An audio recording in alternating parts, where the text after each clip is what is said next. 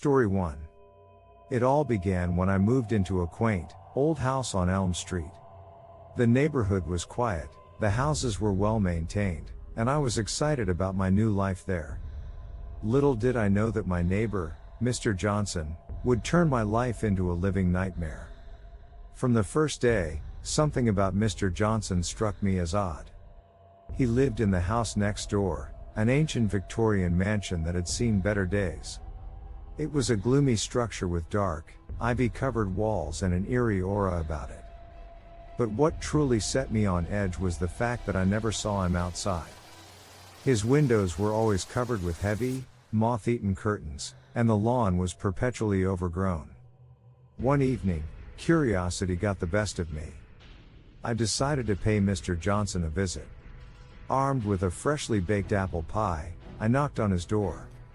I waited for what felt like an eternity before the door creaked open, revealing Mr. Johnson, a tall, thin man with sunken eyes and unkempt hair. "Hello, Mr. Johnson," I stammered. "I'm your new neighbor from next door. I thought I'd introduce myself and bring you a pie." He stared at me for a moment, his eyes cold and distant. Then, with a slow, deliberate motion, he took the pie and muttered a faint "thank you" before shutting the door in my face. It was the strangest encounter I'd ever had. Over the next few weeks, I couldn't help but notice more peculiarities about Mr. Johnson. Every night, I could hear faint, muffled noises coming from his house, strange, rhythmic thuds and occasional high-pitched squeals. I tried to dismiss it as my imagination, but the unsettling sounds continued. One evening, as I was returning from work, I noticed that Mr. Johnson's basement window was slightly ajar. I couldn't resist the temptation to take a peek. Cautiously, I approached the window and peered inside. What I saw still haunts my dreams. The basement was dimly lit, with flickering candles casting eerie shadows on the walls. Mr. Johnson stood in the center, dressed in a tattered robe, his arms raised as if in some sort of ritualistic trance. But it was the creature beside him that sent shivers down my spine. It was a grotesque, humanoid figure, its skin pale and mottled, its limbs unnaturally elongated. Its eyes were hollow sockets, and it seemed to be writhing in pain as Mr. Johnson chanted incomprehensible words. The creature's anguished moans echoed in the basement, making me want to run far away. Terrified, I stumbled back and rushed into my own house. What had I witnessed? I couldn't believe my eyes.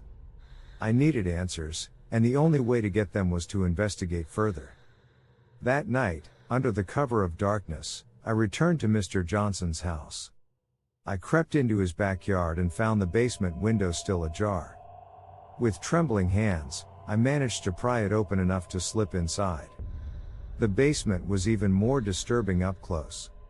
The smell of decay hung in the air, and strange symbols adorned the walls.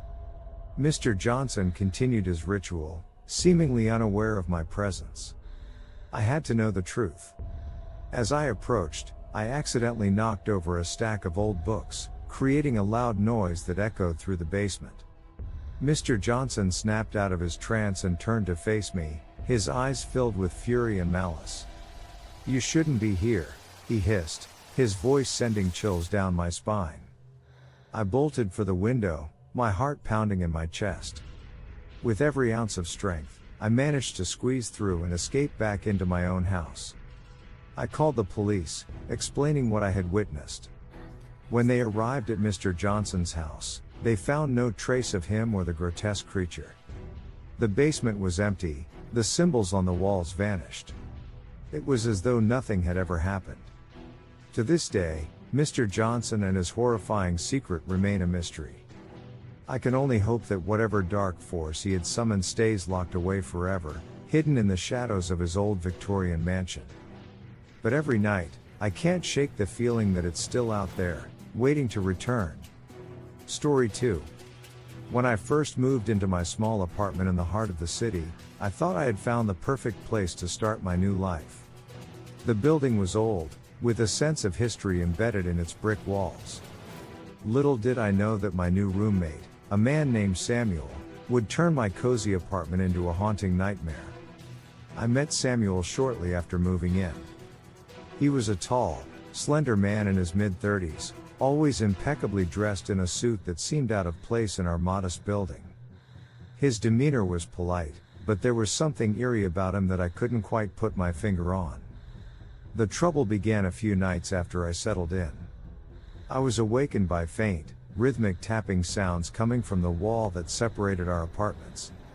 At first, I dismissed it as normal city noise, but the tapping persisted, always occurring at the same time every night. I decided to confront Samuel about it. When I knocked on his door, he answered with a calm smile, as if he had been expecting me. I asked if he had heard the tapping as well, and he nodded. "Yes," he replied, "I've been hearing it for years. It's just a quirk of this old building." Relieved that I wasn't alone in this strange experience, I returned to my apartment, trying to ignore the persistent tapping.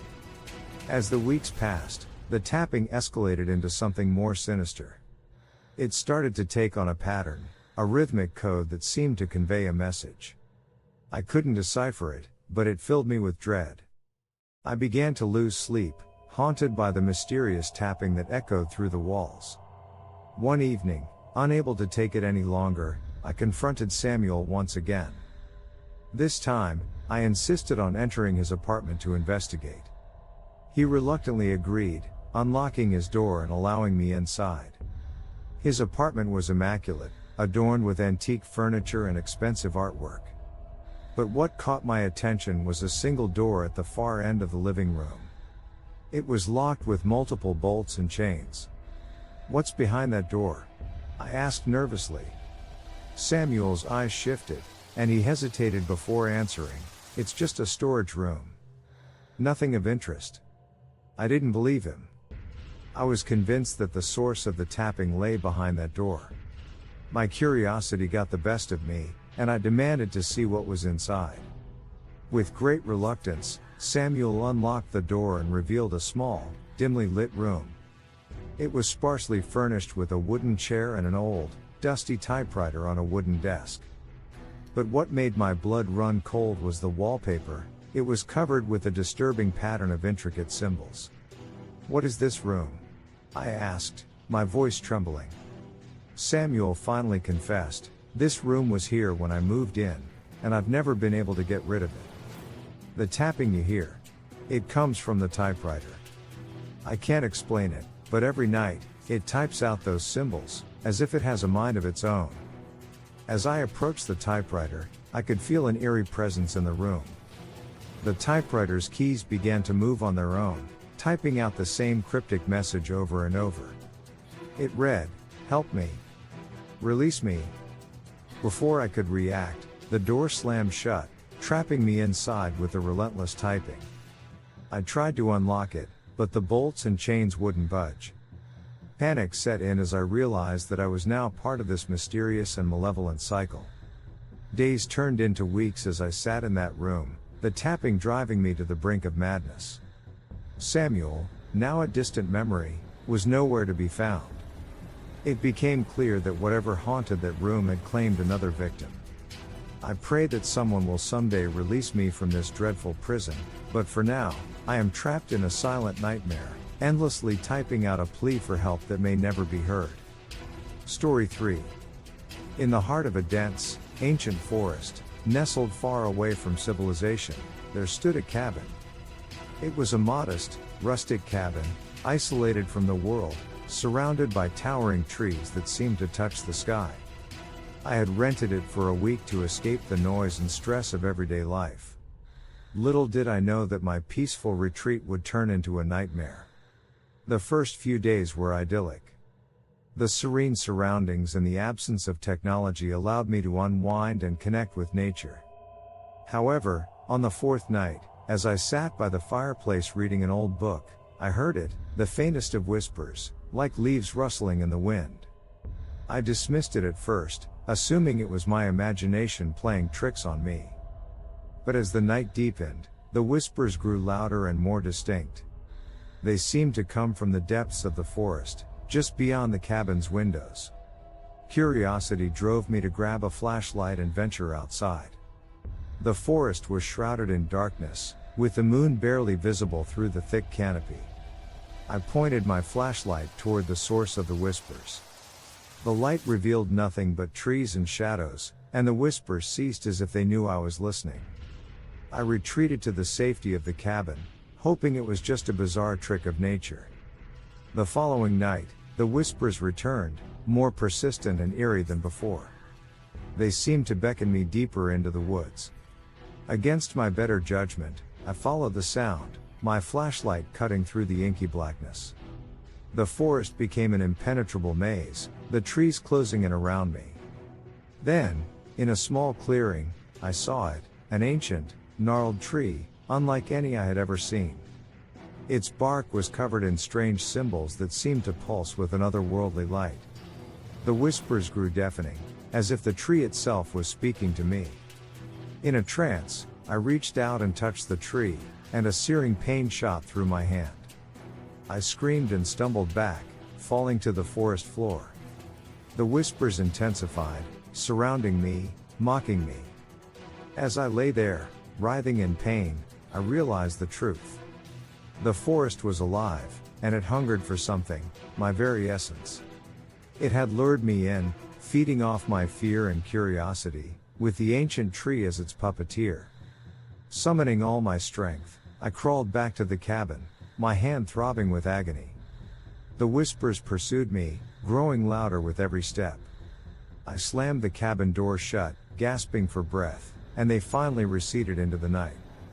Desperate to break free from the forest's grip, I scoured my meager belongings for answers. Amongst old papers and books, I found a journal left behind by a previous occupant of the cabin. It spoke of a sinister force that dwelled in the woods, a malevolent entity that lured unsuspecting souls to their doom. The journal's final entry, written in shaky, frantic script, read, "It's too late for me. The forest won't let go. It hungers. Beware the whispers."